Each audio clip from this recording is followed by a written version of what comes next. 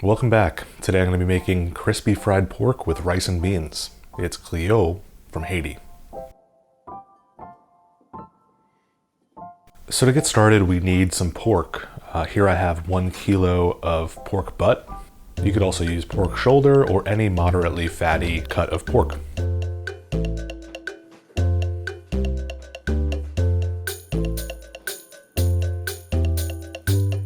I'm going to place that pork into a large pot, and we're going to build our marinade on top of it.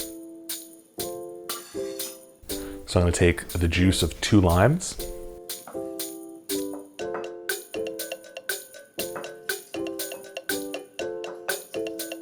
the juice of half an orange,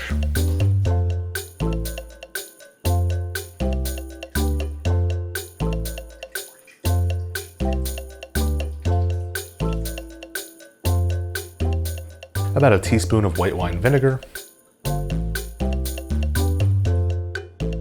3 cloves of minced garlic,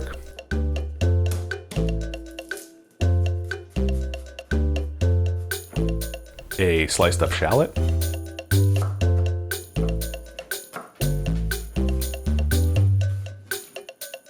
two sprigs of thyme,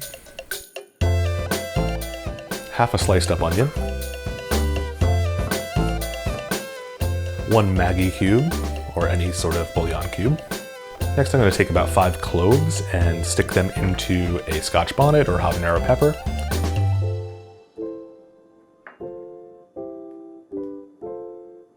And drop that in. And some salt and pepper. I'm going to give that a good mix. Cover it up, and I'm going to throw it in the fridge for at least 4 hours, or preferably overnight. The longer the better. While the pork is marinating, we can go ahead and make the rice and beans. I've got a cup of red kidney beans here. I'm going to rinse them off to get off any dust and debris, and I'll throw those into a pot with 2 liters of water.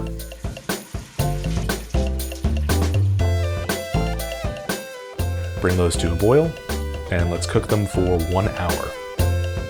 So now that our pork has had time to marinate, I'm going to take it out of the fridge. I'm going to add in a few tablespoons of cooking oil so that nothing sticks to the pot.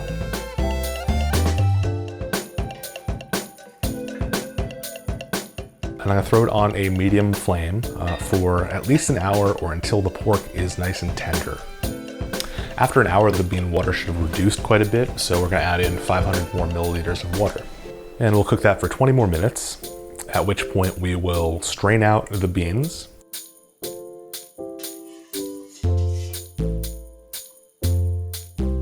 And reserve that bean water. Now into the same pot over medium heat, I'm going to add in some cooking oil. And I'm going to saute half of a diced up onion.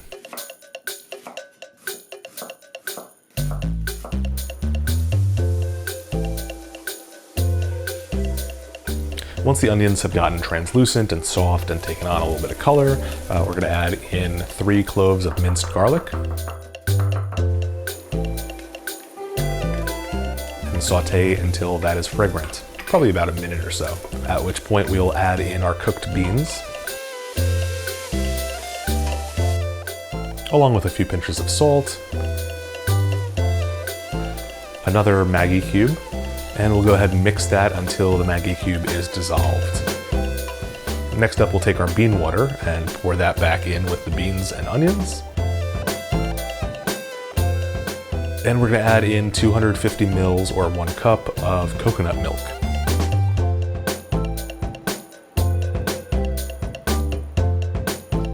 As well as about 20 or 30 grams or 1 tablespoon of butter. Next we'll add in a couple cloves, a couple sprigs of thyme, a minced up Scotch bonnet or habanero,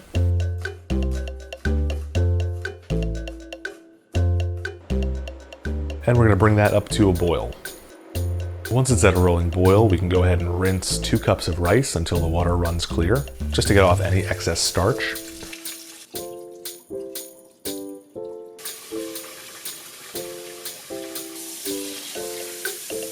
And we can dump that in with the beans.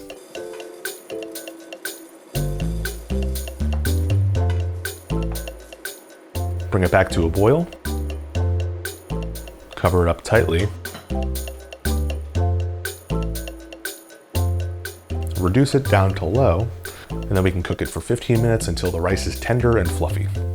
Once the pork is fully cooked, we can take it out of the pot, being sure to leave behind any debris from the marinade. I'm talking onions, garlic, thyme, any particulate matter.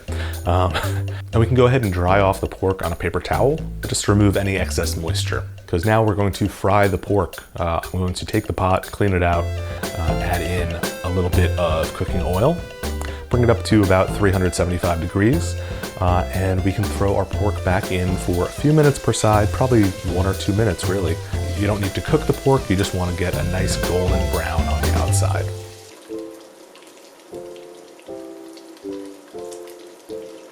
Once it's golden brown, we can remove it from the pot, drain it on some paper towels, and it's ready to serve.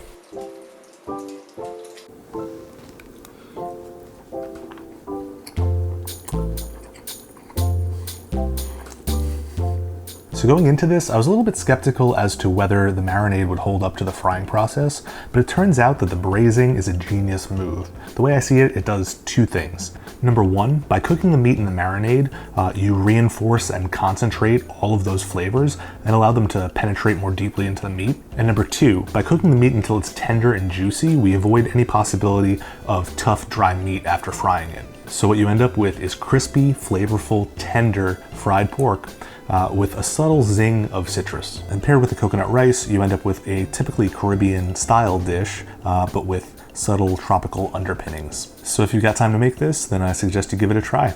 See you next time. Cheers.